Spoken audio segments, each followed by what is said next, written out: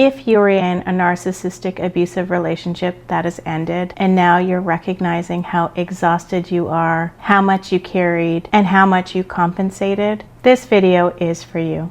What I've realized in my work with clients in my private practice is that victims of narcissistic abuse are strong, capable individuals. And they are chosen skillfully by the perpetrator. The perpetrator knows that they will overfunction in the relationship. That overfunctioning starts to decay that person's identity. Today, I'm going to walk you through 7 signs of overfunctioning in relationships that led to you losing yourself. Sign number 1. You managed their emotions. In the relationship, you felt responsible for their emotional stability. You monitored their moods, you anticipated their reactions, you softened your tone, you edited your own words, you put your own personal interests and friendships aside to avoid triggering them. And over time in the relationship, your nervous system started to shift to be in a constant alert state, which led to you being unsure of your own decisions and unsure of your identity after the relationship ended. Sign number 2. You started to explain yourself excessively. Maybe in the beginning of the relationship, you didn't overexplain, but during the course of the relationship, you begin to notice this need to explain yourself, not only to your partner, but to others as well. You overexplained your intentions, your decisions, your feelings, and your boundaries. You tried to communicate clearly so they wouldn't misunderstand you and you wouldn't be met with punishment. But you learned that in narcissistic relationships, clarity doesn't fix distortion. So you continued to explain more and more and more. Sign number 3, you took responsibility to fix the relationship. If something was wrong, you assumed that it was your responsibility to fix it. You researched, you read, you went to therapy, you initiated conversations, you compromised, you reflected, and you asked yourself questions. Am I missing something here? Can I grow here? And the burning question was always, how can I do better? Before we jump into sign number 4, I wanted to introduce myself. My name is Cassandra Mullick. I'm a therapist and wellness coach.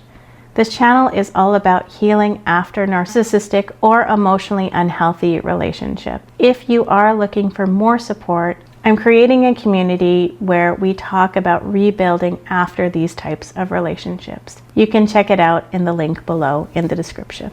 Sign number 4, you ignored your own needs. In this relationship, you continue to minimize your own needs for the sake of the other person. You postponed resting, your boundaries, your desires, and feeling your discomfort. You told yourself, it's not a big deal, I can handle it, or I'll deal with it later. But later never came. And slowly, over time, self-abandonment became normal. Sign number 5, you felt more responsible than they ever did in the relationship. You carried out the logistics, the emotional labor, conflict resolution, planning, repair, and stability within the relationship. You may have even had thoughts of, if I don't do this, everything will fall apart. So not only were you carrying the role of partner, you're also carrying out a motherly role to the individual in the relationship with you. Sign number 6, you felt guilty about setting boundaries. And not only guilty, in the relationship, setting boundaries felt emotionally dangerous because you knew that there would be repercussions.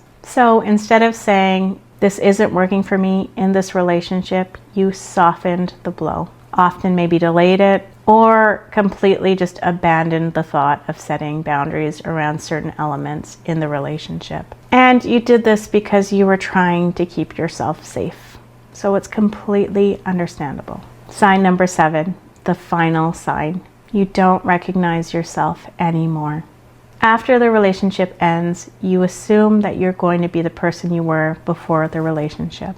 And now you don't recognize yourself anymore. You feel exhausted, flat, indecisive. You've lost your interests and your hobbies. Your friends group may have shrunk, and you feel disconnected from yourself and from others. But we have to be gentle with ourselves. This was a survival strategy Your nervous system tried its best to keep you safe within this relationship. And that doesn't mean that you can't get yourself back. You absolutely can. And if you're interested in learning how, check out my community below or check out this playlist.